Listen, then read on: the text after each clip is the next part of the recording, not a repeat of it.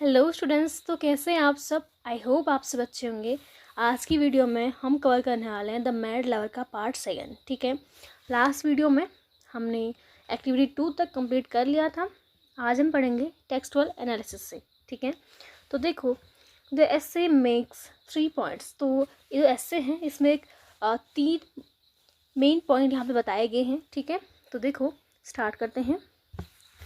The recurring image of the mad lover in the Bhakti poetry of medieval period and in the Sufi poetry at same time। तो पहला point तो ये है ना कि जो हमारा भक्ति पोइट्री थी, ठीक है, कब थी, मिडिवल पीरियड में, और जो हमारी सूफी पोइट्री थी वो दोनों में क्या बताया गया, दोनों में मैड लवर का कॉन्सेप्ट बताया गया। ठीक है, दोनों में जो मैड लवर का बार बार उसी चीज़ को, मैड लवर की एक इमेज को बार बार दिखाया जा रहा है। ठीक है, यानी कि इसमें जो बताया गया ना कि जो वर्शिपर है वो अपने गॉड के लिए कितना ज़्यादा उसको प्रेम करता है, वो एकदम प्रेम में पागल है। ठीक है, ईश्वर के लिए दीवाना, द मैड लवर जैसा हो जाता है। तो दोनों में पॉइंट सेम है। फिर देखो द सिमिलरिटी बिटवीन द भक्ति and Sufi movement in the context of aesthetic religious experience through the liberal use of secular legends, tradition, song and dance. तो इसमें कह रहा है कि दूसरा पॉइंट ये है कि जो भक्ति मूवमेंट था और जो सूफी मूवमेंट था, दोनों में बहुत ज़्यादा सिमिलरिटीज़ हैं। दोनों में हमारा ईश्वर की प्राप्ति को, ठीक है, रिलीजियस जॉय को पाने के लिए, ठीक है, जो हमारी सांसारिक कथाएं हैं, लोक कथाएं हैं, जो हमारे ट्रेडिशन है, परंपराएं हैं, और क्या कहते हैं कि डांस है, सॉन्ग है, इनके थ्रू हम यूज़ कर रहे हैं, ये इन चीज़ों का हम उपयोग कर रहे हैं। And third point is the ecstasy of a lover towards his beloved is the same as the ecstasy of the poet worship toward God. तो तीसरा पॉइंट ये है कि जिस तरह एक प्रेमी अपने प्रेमिका को देखकर आनंद से भर जाता है ना, उसी प्रकार यहाँ पे किसका बात की जा रही है, यहाँ पे बात की जा रही है जो एक पोइट है वो किसके लिए, अपने गॉड के लिए। तो यहाँ पे पोइट भी, अपने गॉड भी, अपने ईश्वर को प्राप्त करने के लिए वो प्रेम में आनंद का अनुभव करता है। ठीक है, आगे देखो, ऑल द 3 पॉइंट्स रिफ्लेक्ट है heightened experience of rapturous delight and intense bliss that is almost trance-like as the poet worshipper seek his or her union with God। तो ये तीनों बातें मिलकर हमें क्या दिखा रही है, तीनों बातें हमें दिखाती हैं कि जो कवि है, जो पोइट है, ठीक है, और जो वर्शिपर है, ठीक है, दोनों, यहाँ पे दोनों की बात हो रही है। ठीक है, यहाँ पे भी देखो टुवार्ड्स तो गॉड है, तो थर्ड पॉइंट है ना, यहाँ पे हमारी पोइट की भी बात हो रही है, और जो वर्शिपर है, जो भक्त है, उन दोनों की बात हो रही है टुवार्ड द गॉड। तो जो तीनों बातें हमें मिलकर दिखा रही है ना कि जो हमारा पोइट है, वो जो वर्शिपर है, जब गॉड से मिलन चाहता है, ठीक है, जब ईश्वर से मिलना चाहता है, तो वह कितना ज़्यादा जॉयफुल महसूस कर रहा है, कितना ज़्यादा वो खुश, ब्लिस महसूस कर रहा है, परमानंद की स्थिति में पहुँच जाता है, जो कि ध्यान या समाधि जैसी लगती है। ठीक है, फिर देखो हम यहाँ पे देखते हैं मैडनेस तक। ठीक है, मैडनेस तक पूरा हम कवर करते हैं पहले, फिर आगे देखो द स्टेट ऑफ यूफोरिया। ठीक है, euphoria is akin to the being in a state of French elation that can not be rationally explain. तो इसमें कह रहे हैं कि ये जो आनंद है ना, ये जो आनंद की स्थिति है, वो एक कैसा है, ये एक्सप्लेन नहीं कर सकते हम। ठीक है, जिसको हम एक तरह से लॉजिक के थ्रू, एक बुद्धि के थ्रू हम उसे एक्सप्लेन नहीं कर सकते, नहीं समझा सकते। ये कैसा है, एक पागलपन जैसा उल्लास की स्थिति हो गई है। ये जो प्रेमी है, जो भक्त है, उसको इतनी ऊंची आनंद की स्थिति पहुंचा देती है कि इससे आगे वो अपने जीवन में कुछ अनुभव ही नहीं हो सकता उसको। ठीक है, beyond which life can not B rise, उसकी बियॉन्ड वो लाइफ को इमेजिन ही नहीं कर सकता कुछ, इससे आगे जीवन में वो इससे ज़्यादा कुछ अनुभव ही नहीं चाहता है, नहीं हो सकता, ये मानता है।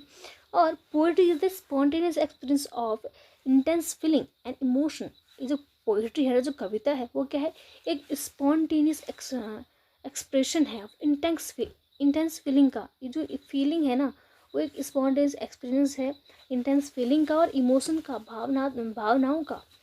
अब ये जो प्रोज है ना, इसमें क्या, if the prose is the flow of reason.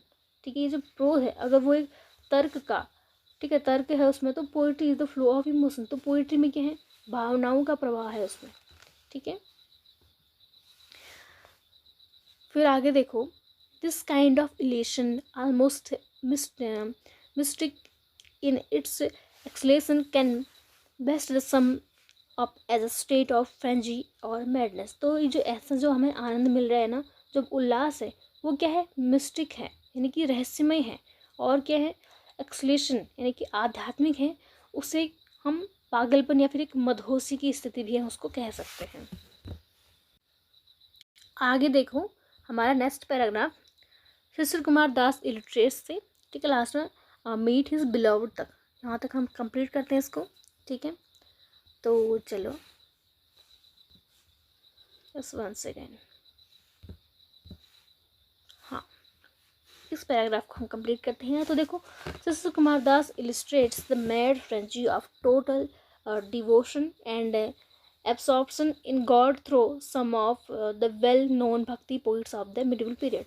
तो शिशिर कुमार दास ने ये जो पूरी भक्ति है, इस जो इलिस्ट्रेट द मैड फ्रेंची, जो पूर्ण भक्ति है और उसमें जो पागलपन की स्थिति बताई गई है ना, जो ईश्वर के रूप में, ईश्वर में डूबा है, पागलपन की स्थिति है, उसको जो मिडिवल पीरियड में जो कवियों ने, जो पोइट्स ने एग्जाम्पल से माध्यम से समझाया है, ठीक है। फिर as state above the characteristics of poetry are intensity of emotion and beauty, usually it is an expression of intensely felt emotion of the poet। तो जैसा हम ऊपर कहा गया है कि जो पोएम है ना, उसकी मेन जो विशेषता है, उसकी जो विशेषता है वो क्या है कि वो एकदम भावना, उसमें इमोशन भरे पड़े हैं, ठीक है, और क्या है, ब्यूटी, सुंदरता है, उसमें सौंदर्य है।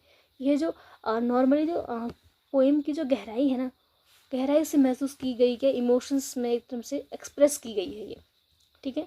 वो जो भक्ति पोइट्री है, इस लिरिकल पोइट्री, ये क्या है, एक लिरिकल पोइट्री है, गीत की तरह हम उसको गा सकते हैं। जो पोइट्री है, जो भक्ति टाइम में, भक्ति मूवमेंट में जो पोइट्री गाई जाती है, वो किस टाइप की है, वो लिरिकल है, यानी कि पोएम्स के थ्रू एकदम उसमें स्वर है, गीत है, ठीक है, विच एक्सप्रेशन पर्सनल इमोशंस और feeling typically spoken in the first person. तो इसमें वो अपनी पर्सनल इमोशंस को एक्सप्रेस कर सकते हैं, कि भावनाओं को हम मैं के रूप में उसको व्यक्त कर सकते हैं।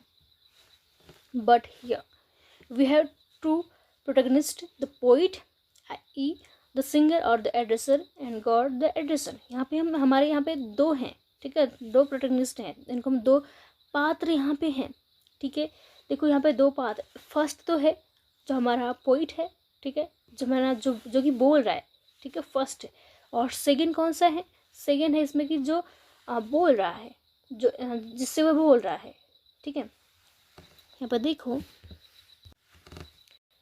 जो पॉइंट मैंने अंडरलाइन कर रखा है उसको देखो। But here we have two protagonist, यहाँ पे हमारे पास दो पात्र हैं, द पोइट, ठीक है, द पोइट यानी कि जो बोल रहा है, ठीक है, द सिंगर और द एड्रेसर, ठीक है। और जो सेकंड है वो ईश्वर है, जिससे वह बोल रहा है, ठीक है। फिर देखो, the poet is presented as a mad lover and imaginary that we come across frequently in medieval religious poetry। तो यहाँ पे जो पोइट है उसको तो हम उसको पागल प्रेमी बोल रहे नहीं है, द मैड लवर के रूप में तो दिखाया गया है। यह जो हमें मिडिवल रिलीजियस पोइट्री में अक्सर मिलता है, जो मिडिवल की जो रिलीजियस पोइट्री है, धार्मिक कविताएं हैं, उसमें अक्सर हमें मिलता है। फिर देखो, as for the addresser I God he is no longer presented as abstract God. तो यहाँ पे जो ईश्वर का जो हमारा जो क्वेश्चन आता है, एक प्रश्न है कि उसे अब तक एक अदृश्य या फिर एक अमूर्त रूप में नहीं दिखाया गया, जो कि केवल ध्यान में महसूस होता था, बल्कि उसे आम आदमी के दिल के करीब, ठीक है, सजीव, उसको महसूस कर सकते हैं और समझ आने वाले के रूप में उसे दिखाया गया, ठीक है। God appears to the worshipper as a figurative God. तो जो ईश्वर भक्ति के सामने कभी बच्चे के रूप में, ठीक है, sometime as a child, sometime as a friend, कभी फ्रेंड के रूप में, ठीक है, दोस्त के रूप में, but more often as a lover, और ज़्यादा सबसे ज़्यादा वो एक प्रेमिका भक्त के मिलने के रूप में वो आतुर होता है, ठीक है। नेक्स्ट है हमारा, यहाँ पे देखो ये वाला पैराग्राफ, इसको देखते हैं। The bhakti movement was a movement of the common people, ठीक है। भक्ति मूवमेंट क्या था, आम लोगों का आंदोलन था वो, ठीक है। Who revolted against the shackles of social inconveniences and the authoritarianism of the Brahminical priests and scholars who ruled over the temples and trusts। तो भक्ति आंदोलन क्या था, एक आम लोगों का आंदोलन था, जिसने क्या हुआ, जो पूरा समाज था उसमें जो पुराने बंधन थे, ठीक है, पुराने बंधनों और जो ब्राह्मण पुरोहितों की सत्ता के खिलाफ उसने आवाज़ उठाई, ठीक है, जो पृष्ठ लोग थे, अब जो इन पुजारियों ने, ठीक है, लोगों पर पुराने जड़, ठीक है, बेवजह रीति रिवाजों को थोप रखा था, तो भक्ति आंदोलन ने क्या किया, इनका विरोध किया। ठीक है, जो पुराने रीति रिवाज थे, जो सोशल कन्वेंशंस थे, उन सब चीज़ों की यहाँ पे बात की गई है।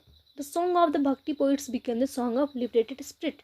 जो भक्ति सॉन्ग थे, जो भक्ति कवि थे, ठीक है, पोइट्स थे, उनके जो गीत थे वो क्या बन गए, एक स्पिरिट बन गई, वो एक तरह से, मतलब वो एक इमोशन बन गए यार, मुक्त आत्मा के गीत बन गए, जो कि अपने आनंद को गीत के थ्रू, ठीक है, जॉयनस इमोशंस और डांस के थ्रू, ठीक है, डांस के थ्रू व्यक्त करते थे। ठीक है, फिर देखो द सेवा सेंट्स ऑफ तमिलनाडु। तो तमिलनाडु के जो शैव संत थे, ठीक है, सेवा सेंट्स तो थे जो शिव की उपासना करते थे। यहाँ पे देखो चैतन्य महाप्रभु और मीराबाई ऐसे कवियों, उनके यहाँ पे बहुत अच्छे एग्जाम्पल है, जिनने क्या किया, जिनने अपने भगवान के जो प्रेम है, ईश्वर प्रेम है और आनंद को नृत्य के माध्यम से प्रस्तुत किया है। कौन है यहाँ पे, एक तो हमारे चैतन्य महाप्रभु हैं, दूसरा यहाँ पे है मीरा। ठीक है, फिर देखो Meera charmed by her lover Krishna. ठीक है, मीरा तो अपने प्रिय कृष्ण के रूप में, प्रेम के रूप में पूरी तरह से डूबी थी, हम सभी उसको उसका एग्जाम्पल पता है। Defined all social convention as she sang and dance in frenzied joy.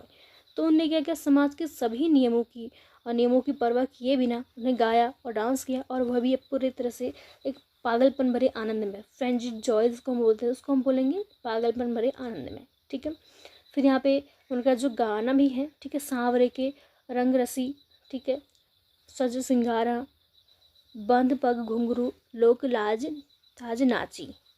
तो यहाँ पे मीराबाई का जो यहाँ पे सॉन्ग दिया गया है, ठीक है, यहाँ पे देखो, यानी कि इसमें कह रहे हैं कि इसका मीनिंग क्या है। इसका मीनिंग है, जो यहाँ पे कह रही है, सांवरे के रंग राशि।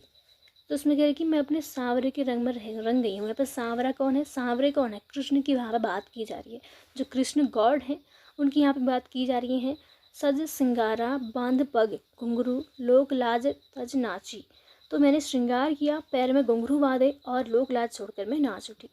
I have coloured my self in the colour of dark even one adoring myself and putting ghungroos on the feet, I gave up all the wordy rules and dance। तो वही यहाँ पे कह रही है, मीरा कह रही है कि मैं अपने प्रिय कृष्ण के रंग में रंग गई हूँ, मैंने खुद को सजाया, पैरों में घुंघरू बांधे और दुनिया के सारे बंधनों को छोड़कर मैं नाच उठी।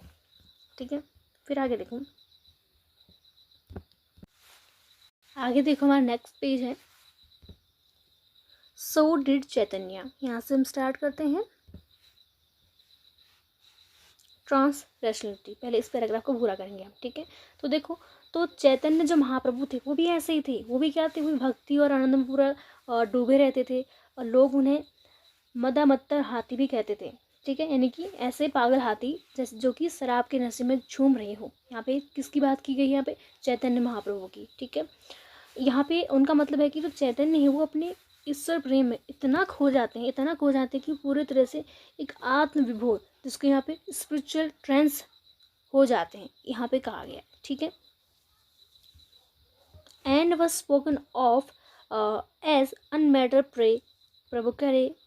ठीक है, तो इसमें क्या है कि लोग उनके बारे में कहते थे कि वे पागल व्यक्ति की तरह गाते हैं और नाचते हैं, और ये जो पागलपन है असल में उनके लिए एक भक्ति का उन्माद था। ठीक है, न कि कोई नेगेटिव चीज़। ठीक है, जो कोई भी नेगेटिव चीज़ नहीं थी वो। Tagore addresses him as mad Nimai one who is filled with inner night. यहाँ पे जो रविन्द्रनाथ टैगोर है उनने उन्हें मैड निमाई कहा, यानी कि ऐसा व्यक्ति जो भीतर की दिव्य रोशनी से भरा हुआ है। ठीक है, सिमिलरली द मलयालम पोइट, अब जब मलयालम पोइट भी है, ठीक है, जहाँ पे एतुताचन इनका नाम है, को भी कड्डुकुडियन कहा जाता था। क्या कहा जाता, कड्डुकुडियन, एक ड्रंकन मैन, जिसका अर्थ है कि एक मदहोश व्यक्ति।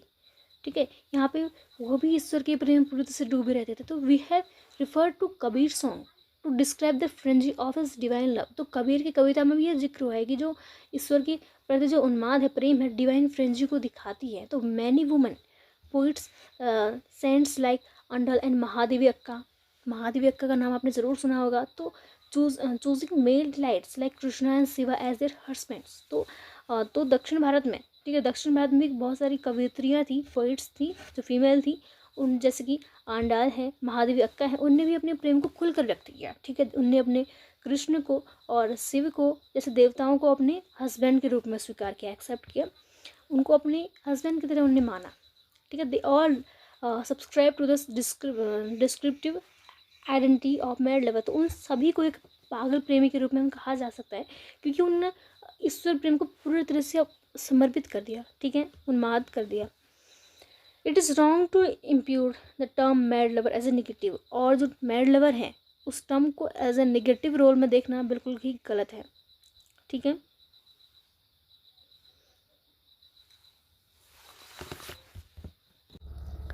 क्योंकि ये जो नेगेटिव टर्म है ना, ये उस समय क्या था, ये था स्पिरिचुअल एंड इमोशनल स्टेट को दिखाता था, ठीक है, यानी कि आध्यात्मिक और भावनात्मक स्थिति का वर्णन करता था, जो कि एक तर्क या फिर विश्लेषण की पहुंच से परे होती है, उसको हम एक्सप्लेन भी नहीं कर सकते, परे होती है। There is a thin line that divides irrationally from non rationally और ट्रांसलेशनली। तो उस टाइम पे इरेशनली और ट्रांसलेशनली के बीच एक बहुत पतली सी एक रेखा हम कह सकते होती थी, ठीक है। फिर आगे देखो next paragraph. Transrationality refers to experience that is uninterrupted by rationals और लॉजिकल।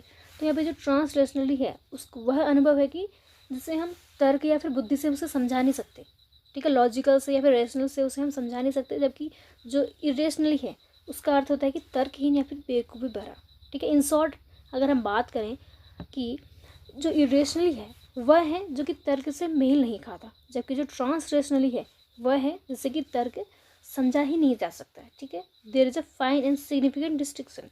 ये बहुत ही सूक्ष्म है लेकिन बहुत ही महत्वपूर्ण भी है, ठीक है। जो मैड लवर है वो क्या है, एक frenzy is a complete absorption in his और हर object of love.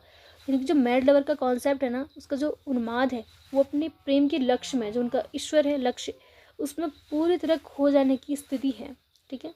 It is a total identification between the lover and the beloved that can not be affirm by logic और reason.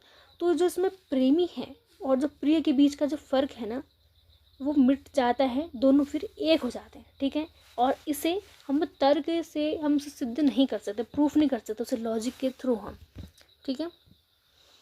All the medieval religious poets in this sense were mad lovers. तो मध्यकालीन time के, ठीक है, जो medieval religious poets थे उस time पे के, वो सभी क्या थे, सभी पागल प्रेमी थे, मैड लवर्स थे, जो कि ईश्वर की भक्ति में पूरी तरह से समर्पित थे।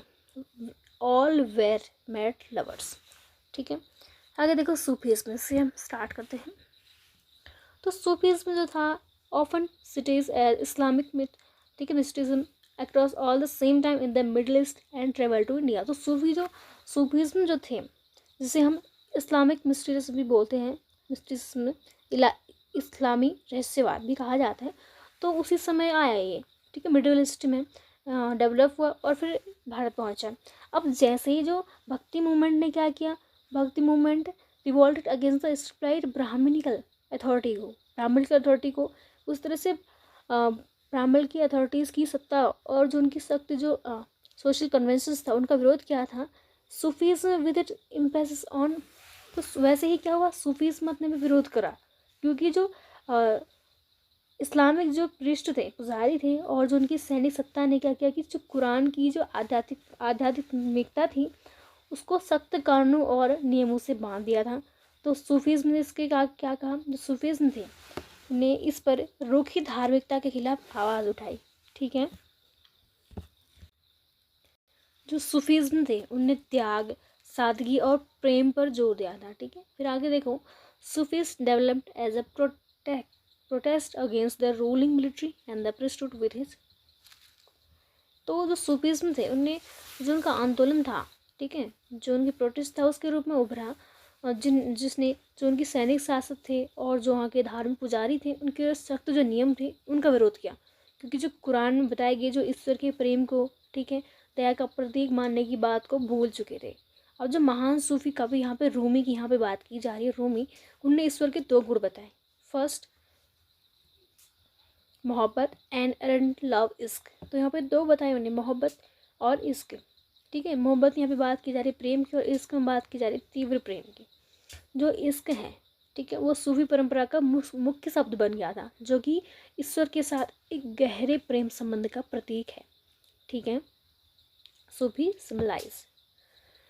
फिर आगे देखो, Sufi was similar to the bhakti movement in making song and dance central to it praise of the lord. तो सॉन्ग में और डांस में, मेकिंग सॉन्ग में भक्ति और सूफी मूवमेंट बहुत सिमिलर थे।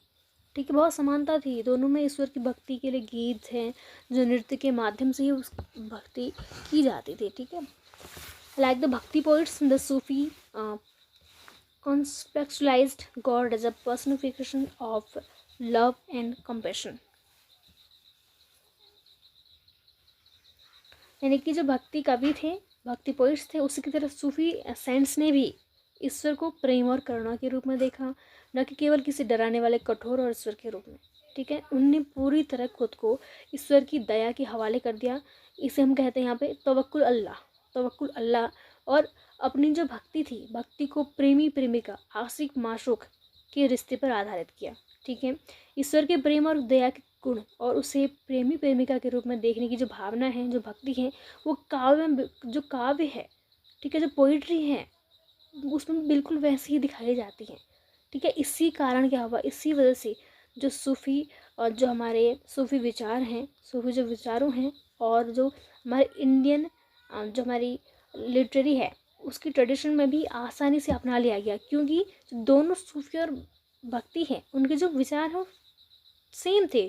ठीक है, जो थॉट्स उनके जो सेम ही थे। ठीक है, the mystical madness we see in Indian women, ठीक है, poet saints is also seen in the Sufi woman poet Rabia, who refuse to accept any one as her lover except God. तो जैसे कि Indian women थी, ठीक है, संत जैसे मीरा है, अंडाल आदि, उनमें भी ईश्वर के प्रति जो प्रेम है ना, उनमें पागलपन दिखाई देता है। वैसे ही जो सूफी कवित्री थी राबिया, ठीक है, राबिया का एग्जाम्पल दिया जा रहा है, तो राबिया ने भी उसमें कहा कि उसका जो प्रेमी है वो केवल ईश्वर है, कोई और नहीं है। किसी और को एक्सेप्ट करने के लिए उसने रिफ्यूज़ कर दिया, मना कर दिया। बिल्कुल नहीं, ऐसा हो ही नहीं सकता। This is just like Meera's absorption in Krishna and Andal regarding herself as a Krishna वाइट। तो वैसा ही है जैसे कि मीरा ने पूरी तरह कृष्ण में लीन हो गई थी मीरा, ठीक है, और अंडाल ने भी स्वयं को कृष्ण की दुल्हन माना था। ठीक है, सूफीज दस become yet another Indian literary tradition. तो सूफीज में भी क्या बन गया, एक इंडियन लिटरेरी ट्रेडिशन बन गया, वो भारत की साहित्यिक परंपरा का हिस्सा बन गया इंडियन भी, वो भी। ठीक है, as a student of literature it is essential to look at the way Sufi tradition was woven in to Indian religious poetry. तो as a student of literature, तो एज अ स्टूडेंट होने के नाते जो लिटरेचर की हमें समझना ज़रूरी है कि जो सूफी ट्रेडिशन है वो किस तरह भारतीय रिलीजियस पोइट्री में घुल मिल गई। ठीक है, कैसे वो इंडियन रिलीजियस पोइट्री में घुल मिल गया है। ठीक है, the fusion of Sufi tradition and the bhakti movement created a new symbol in India poetry and religious life. तो जो फ्यूज़न हुआ, जब मिलन हुआ भक्ति पोइट्री का, ठीक है, और सूफी पोइट्री, दोनों का जो मिलन हुआ, उसने जो इंडियन पोइट्री है और जो हमारी रिलीजियस लाइफ है, उसमें एक नई प्रतीकात्मक संस्कृति का निर्माण कर दिया, एक नए ट्रेडिशन का निर्माण कर दिया कि जो कि प्रेम और भक्ति के और ईश्वर से एकत्व पर आधारित थी। ठीक है, पोइट्री एंड रिलीजियस लाइफ। फिर आगे देखते हैं हम next paragraph. Apart from the introduction of dancing we find another similarity between the two tradition, the Sufi and the bhakti. तो इसमें कह रहे हैं कि जो डांस है भक्ति एंड सूफी मूवमेंट में, उन डांस के अलावा, इस ट्रेडिशन के अलावा भी एक और सिमिलैरिटी थी। वो क्या थी?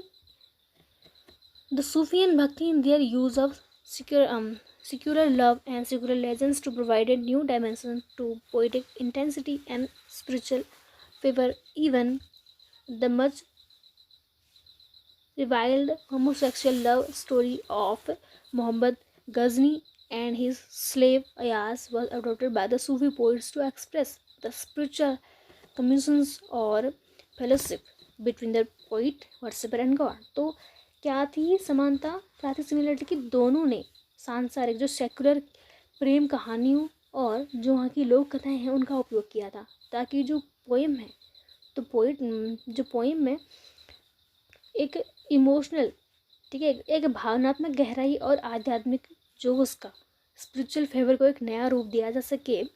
ठीक है, और यहाँ तक कि जो महबूब गजनी है और उसके दास हैं अयाज की जो प्रेम कहानी है वो समाज में बहुत आलोचित थी। उसे भी सूफी पोइम में क्या किया, एक नए प्रतीक के रूप में अपनाया। उनने इसे एक कवि भक्त और ईश्वर के बीच की एक स्पिरिचुअल कम्युनिकेशन को दिखाने के लिए यूज़ किया, प्रयोग किया। यानी उनने एक सांसारिक प्रेम को आध्यात्मिक प्रेम का प्रतीक बना दिया। ठीक है।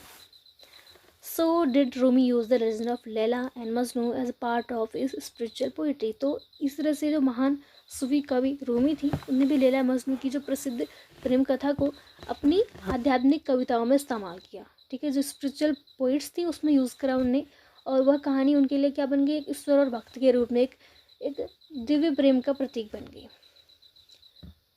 सूफी जो हमारे पोइट्स थे also took tales and legends. ठीक है, तो सूफी जो पोइट्स थे उनने भारत में आम लोगों में प्रसिद्ध लोक कथाओं को भी लिया और उनने जो स्पिरिचुअल एनर्जीज थी आध्यात्मिक प्रतीकों के रूप में बदल दिया। यानी कि सामान्य प्रेम कहानियाँ क्या बन गई, मैंने कि अभी तक जितनी भी हम पोइट्स कहानियाँ थी जो सामान्य थी प्रेम कहानियाँ, उनको ईश्वर और आत्मा की और प्रेम के रूप में उन्होंने ले लिया, ईश्वर और भक्ति के रूप में उन्हें ले ली, जगह बना ली अपनी। ठीक है, फिर हमारी एक्टिविटी 3 है, Why was it easy for Indian poetic tradition to assimilate Sufi elements? तो इसमें कह रहे कि क्यों ईजी था इंडियन पोइट्री ट्रेडिशन का एसिमुलेट करना सूफी एलिमेंट्स का। ठीक है, तो अपनाना ईजी क्यों था? आंसर है कि दोनों में सिमिलरिटीज़ बहुत थी। दोनों में क्या था, दोनों में ईश्वर के लिए प्रेम था, करुणा का प्रतीक था। ठीक है, अब उनके लिए जो माध्यम था, भक्ति का माध्यम क्या था, जो बेस था क्या था, सॉन्ग गाना, गीत गाना, संगीत करना, डांस करना। और जो प्रेमी प्रेमिका के रिश्ते को उन्हें ईश्वर और भक्ति के रूप में समझाया। ठीक है, इसलिए जो सूफी था, सूफिज्म था, वो भारत में आकर के भक्ति परंपरा में बहुत ईजी तरीके से घुल मिल गया। ठीक है, आगे देखते हैं।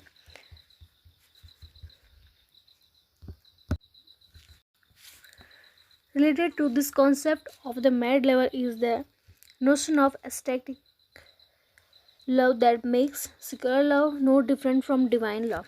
तो उसमें कह रहे हैं कि जो हमारा मैड लवर है उसकी जो धारणा है उससे जुड़ा विचार है, क्या है, एक्सटेटिक लव, यानी कि आनंदमय प्रेम।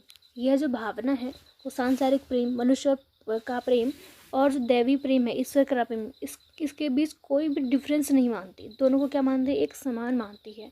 ठीक है, और जैसे एक सांसारिक प्रेमी है, ठीक है, वो अपनी प्रेमिका से पूरी तरह से मिलना चाहता है, वैसे ही क्या है, वैसे एक भक्त अपने भक्त कवि है वो भी अपने ईश्वर से, अपने प्रभु से एकत्व प्राप्त करना चाहता है, मिलना चाहता है। दोनों की चाह क्या है, वो एक ही है, पूर्ण मिलन। ठीक है, the themes of union in the common link between secure love and spiritual love. तो सिक्योर लव जो है, जो सांसारिक प्रेम है, और जो स्पिरिचुअल लव है, ठीक है, तो आध्यात्मिक प्रेम है, दोनों के जोड़ने वाली जो क्या है, कड़ी जो है वो थीम सेम ही है, समान है। ठीक है, the experience of oneness of two separate individual embracing a single identity. जो अलग अलग व्यक्ति एक हो जाते हैं तो एक पहचान बना लेते हैं, राइट। तो वह यह एक मनुष्य की उस गहरी इच्छा को दर्शाता है जो कि ईश्वर के साथ एक हो जाए। ठीक है,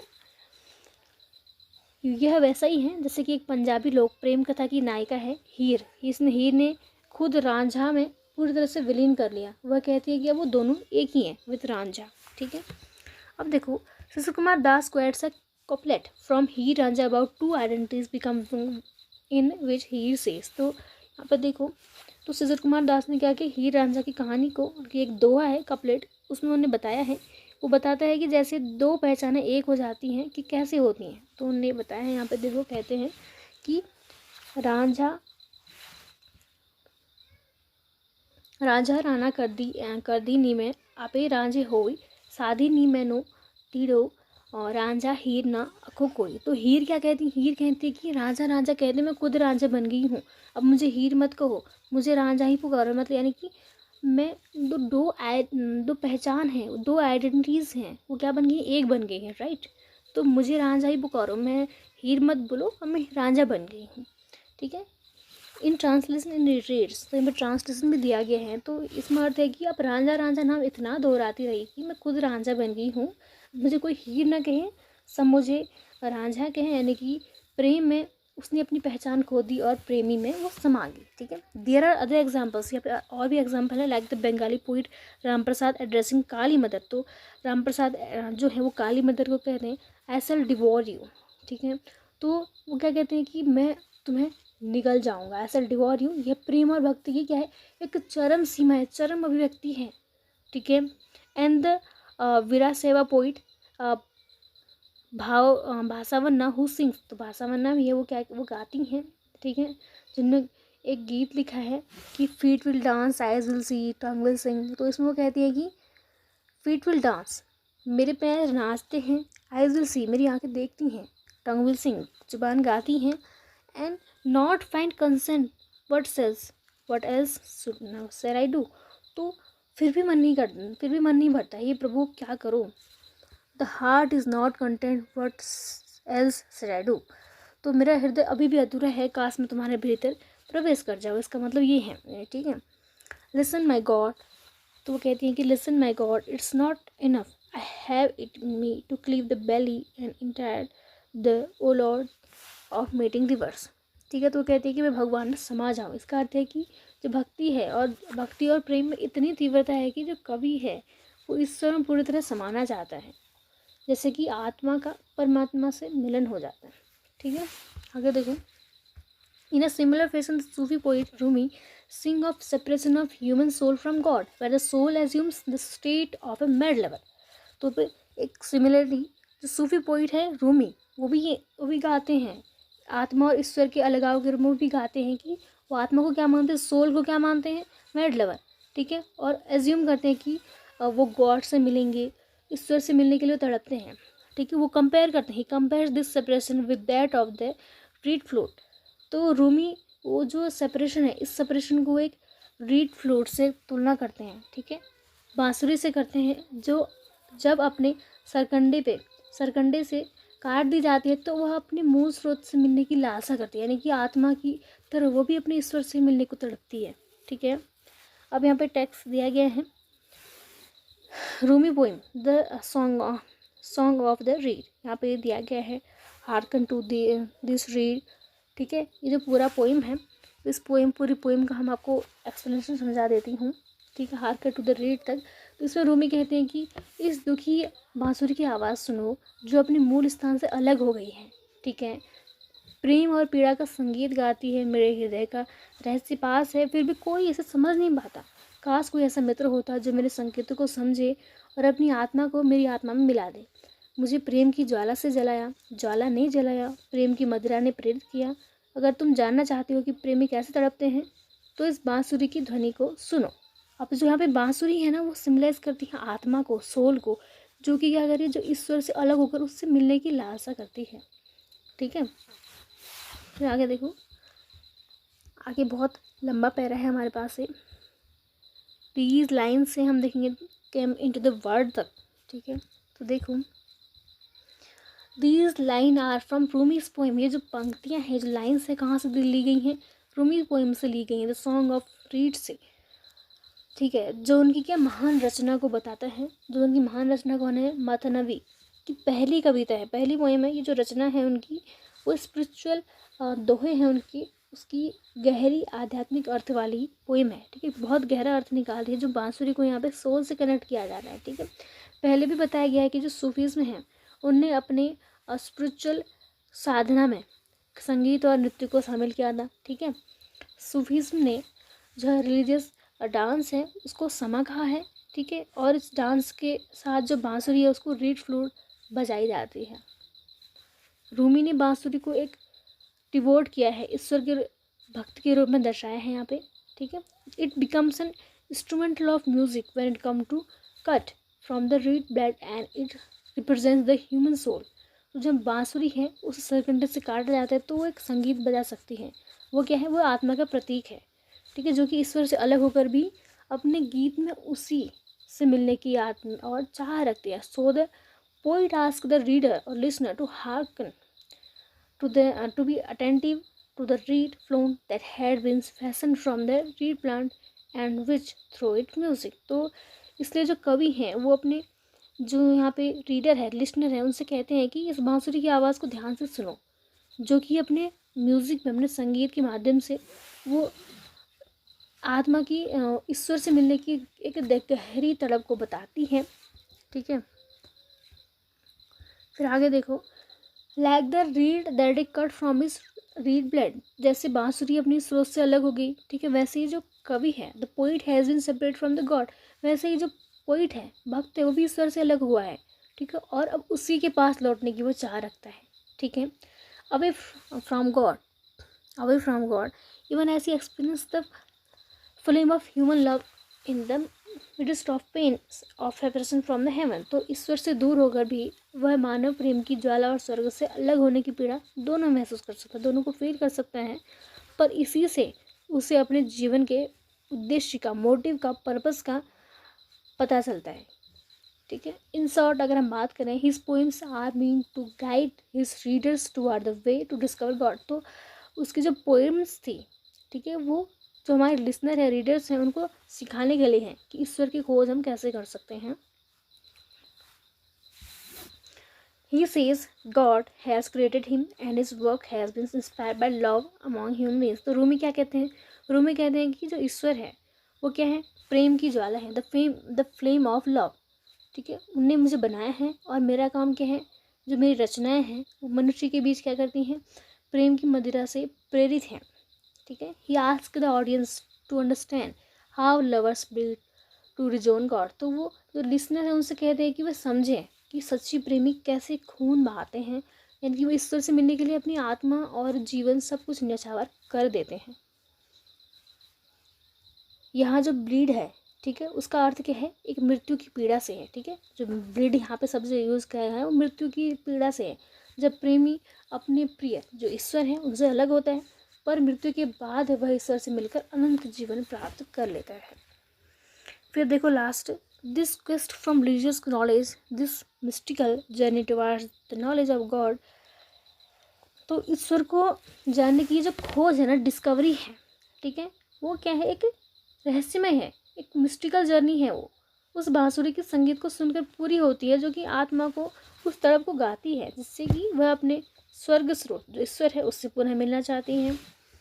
आगे देखो, Shishir Kumar Das shows how Sufi poets and Indian religious poets were one in the intensity of love for God, तो शिशिर कुमार दास बताते हैं कि जो सूफी पोइम है, पोइट्स है, और जो धार्मिक हैं, इंडियन रिलीजियस पोइट्स हैं, धार्मिक कवि हैं, वो दोनों में क्या है, दोनों में ईश्वर के प्रति जो प्रेम की तीव्रता सेम ही थी, समान थी। ठीक है, the separation from Krishna made Meera leave, यानी कि कृष्ण से बिछड़ने का दुख इतना था कि मीरा ने अपना राजमहल छोड़ दिया था हमने, ठीक है, रॉयल होम उनने लीव कर लिया था, और प्रभु के साथ सदा रहने के लिए मिलन चाहा।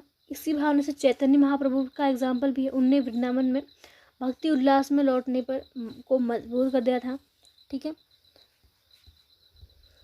The essay the mad lover, तो जो मैड लवर का नाम है, ये जो ऐसे है वो क्या है, जो मिडिवल पोइट्स थे उनने क्या किया, जो धार्मिक, उनका जो धार्मिक जोश था और जो भक्ति उल्लास को उनके दर्शाता है, चाहे वो किसी भी धर्म की क्यों ना हो। ठीक है, उसको धर्म की कोई बात नहीं है, पे किसी इस पे रिलीजन की बात नहीं हो रही है, सभी धर्म। ठीक है, फिर आगे देखो, जो cultural diversity, linguistic polarity and literature tradition, इसका जो संग्रह है, उस संग्रह के जो संपादकीय नोट में वो निष्कर्ष के रूप में ये कहा गया है कि शिशिर कुमार दास explored the basic ideas of Bhakti and Sufi movement through the metaphor of the mad lover found in poetry from different part of India in the medieval and pre-medieval periods, की शिशिर कुमार दास ने भारत के डिफरेंट पार्ट्स में जो poems थी उनमें पाए जाने वाले जो मैड लवर के प्रतीक के माध्यम से सूफी एंड भक्ति मूवमेंट के जो मूल विचार हैं उनको समझाया है। ठीक है, फिर हमारे एक्टिविटी 4 है कि from your reading of the reading of the extract and the textual analysis, what do you think is the most significant similarity between the Sufi and Bhakti movement? ये वाला क्वेश्चन बहुत इंपॉर्टेंट है, अक्सर exam पूछा जाता है कि similarities देखो, सूफी एंड भक्ति मूवमेंट में सबसे बड़ी जो सिमिलरिटी थी वो तो ये थी कि जो ईश्वर के प्रति उनका जो प्रेम था और जो उनकी भक्ति की जो एक तीव्र इच्छा थी, ठीक है, लव्स टुवर्ड द गॉड, तो दोनों में ईश्वर के प्रेम को प्रतीक मानना और उनका जो माध्यम था डांस के थ्रू, सॉन्ग्स के थ्रू मन के भक्ति करना, और जो यूनियन विद गॉड, ईश्वर से मिलने को एक अपने जीवन का मोटिव बना लेना, ठीक है, पर्पस बना लेना। तो इतना सा इस चैप्टर में, ये चैप्टर भी हमारा कंप्लीट हो जाता है। आई होप आपको समझ आ गया होगा। फिर भी कोई डाउट है तो आप कमेंट कर सकते हैं, और वीडियो कैसी लगी आप कमेंट में ज़रूर बताएं, और अपने दोस्तों के साथ भी ज़रूर शेयर करें।